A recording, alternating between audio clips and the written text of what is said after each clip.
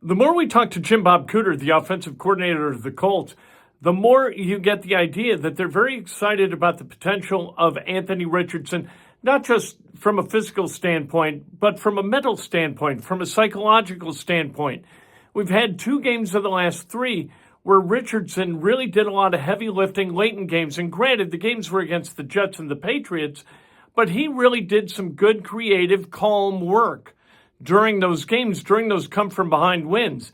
And you get the feeling that the more they work with him, the more they like that calm demeanor, the more they see him as a potential answer to all their questions, and the more they really enjoyed the last couple of weeks working with Anthony Richardson, trying to get him geared up for this game against the Broncos. Jim Bob AR played 13 or started 13 games in college. He started 13 in the NFL. From the guy you watched on tape to the guy you see now, what changes have you seen? Yeah, he's getting better, getting better every week. Obviously, we talk a lot. We're putting the work in. He's putting the work in. With the weekly process and the practice plan and the practice schedule, and obviously since we've drafted him, he's gotten a lot of reps, OTAs, training camp, season, all that good stuff. Just developing all aspects of his game, which is what you need to do at the quarterback position. It's a lot easier to say that than it is to go do that. But I think he's had a really productive stretch here of focusing on certain areas and trying to improve them. I think Shane mentioned moving around in the pocket, sort of. Obviously, he's so naturally athletic and able to avoid defenders at times, but just to be able to slide in the pocket and deliver a nice pass, getting better and better and better at that is something a lot of young quarterbacks work through because those college pockets are a little more forgiving than the NFL. So he's working on a bunch of stuff, and I see continuous improvement. That's what he's chasing. We're seeing that on game day, and we got to keep seeing it, right? We all got to keep doing it. I got to keep doing it. But he's a young quarterback in this league that's getting better every week. One follow up. Why do you think he's sort of, even this last couple of games he started since coming back from the bench? Why do you think he's been better at some of the intermediate and shorter throws? He's done a nice job, sort of preparing himself to go attack the defense that we're facing each week. Each one of these defenses has these different coverage structures that we have to go attack. And gosh, is it a man team or a true zone drop team where they're staring at the quarterback? And some of these teams play these matchup zones. And the more you dive in during the week, the more you're able to anticipate their movement, maybe. And when you can anticipate their movement, now you're able to sort of deliver that thing a little bit more on time and a little bit more to the right place. I think a lot of times in this league, the success that you have on Sunday is earned sort of Monday to Saturday, and it's no different with the quarterback. Just because you watch a pass thrown in the game, on TV or in person, there's a lot that goes into that pass from an understanding, from a timing, from a practice rep standpoint, and we're sure putting the work in on all those areas around here, and we've been harping on it for a few weeks in front of you guys, letting you know that gosh, we're putting good work in. Anthony's out there putting good work in. It is paying off in these games, and we got to keep that going so we keep that improvement going. Yeah, that's sort of how I see it. George. Tim, what to say about a 22-year-old, or for that matter, any player in the league, to go on the road twice and have these long game-winning drives with the season on the line in many ways? Yeah, he's unfazed by the big moments. He's out there. I think a lot of times in this league, you play in, big games or big drives or big plays. And some guys try to really amp themselves up and sort of maybe get themselves too fired up, too amped up for these things. Anthony does a nice job of really being steady in those moments, whether it's on the sideline between drives, in the fourth quarter, or just out there playing ball, making decisions, calling the play, breaking the huddle, just all that stuff, right? You got a loud crowd, and Shane's in his helmet calling the play, and gosh, we're breaking the huddle, and you got to have a cool head about you as a quarterback just to operate that whole thing. And Anthony does a really nice job of that, which I think lets you have that success in those big moments. When those moments get bigger, I think it's important for all of us to sort of maintain a steady level of play. a lot of people think you got to raise your level of play in the big moments. But what really happens, I think a lot of people do the opposite. They try to raise it. They end up pressing too much and it falls off a little bit. So I think we just got to go play ball. And the good play, the good results come from that in those big moments. And what I've seen out of Anthony is a nice, calm, steady demeanor in really big moments, which is a good trait to have. JJ?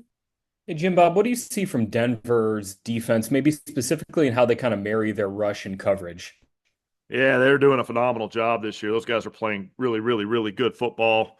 Every statistic you want to find can back that up, and shoot, just watch the games. The eye test backs that up. They're mixing their fronts, their personnel groupings. They're substituting in and out a little bit up front. They've got a really talented group that does a great job sort of in the pass rush mode of really trying to attack and win their one-on-ones and get after the quarterback. They have their pressure package that helps them with that stuff. And then, they're awful tight in coverage. That back end really does. I think, if you're rushing the passer, the tighter the coverage is behind you, the better. Give you a little more time to go rush that quarterback. It's all working together for them right now. It's the defense is very complimentary of each other with helping each other out. So rush to coverage, those things are working together. They're playing the heck out of the run game too. It's a good defense. It's quite a challenge this week. It'll be a fun one. Nate? Hey, Jim Bob, when you have a receiver like Josh Downs or like you used to have with Golden Tate, just those really consistent players in that position, what do you feel like that does for an offense and namely for the quarterback, just to have that kind of consistent player? Yeah, great to have a guy who you can rely on to get open, be where he's supposed to be, and sort of catch the ball when it's thrown to him. Those are really good traits in this league, just to be, really, really, consistently competing to get open in the right area and catch the ball when the quarterback throws it to you. Josh does such a nice job working throughout his weekly schedule, weekly process on how he's going to run routes, working with the quarterback, working with us, sort of coaching-wise, how we see things versus different coverages. And then, he's done he does a really nice job behind the scenes of sort of working his own version of different tape study things that he's looking at and different ways that he's preparing for these games that allows him to go have that success on Sunday. So it is nice for an offense. Obviously, sometimes those guys that play a little bit more on the interior of the field, those are maybe your slot receivers oftentimes or tight ends oftentimes. Those guys are a little closer to the quarterback, a little closer to the action. Sometimes there are a few more targets to be had there depending on how you're setting your offensive scheme up each week. So to be really reliable in those spots is great, and Josh has done a nice job of that. And just real quick, I know you got to spend 1 year with the Broncos. So just what do you make of the effect of the altitude? And do you feel like there's anything that players need to do or you guys did to be able to handle that? Yeah, I think it's something, sort of every week we play, for us here having the home games in the domes, we really just track our road games. Every week we play a road game. We try to keep an eye on the weather, the opposing crowd, and other factors. Let's put altitude maybe into the weather. I don't know, maybe into the other factors category. So, a lot of weeks in this league, we're looking at what's the chance of precipitation, what's the temperature, what's the, wind. When you go to Denver, you have to be aware of the altitude. It is a part of the game up there. We have some good ideas in place for how to best go execute there.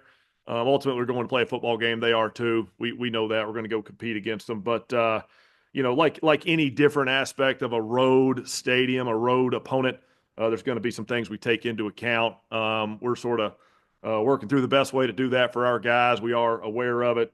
Obviously, being there for a year, I'm really aware of, that fan base is going to show up. They're going to be real loud. It's going to be a really fun environment.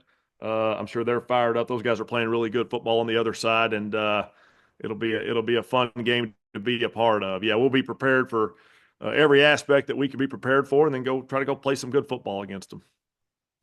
And then we'll take our last question from Joel.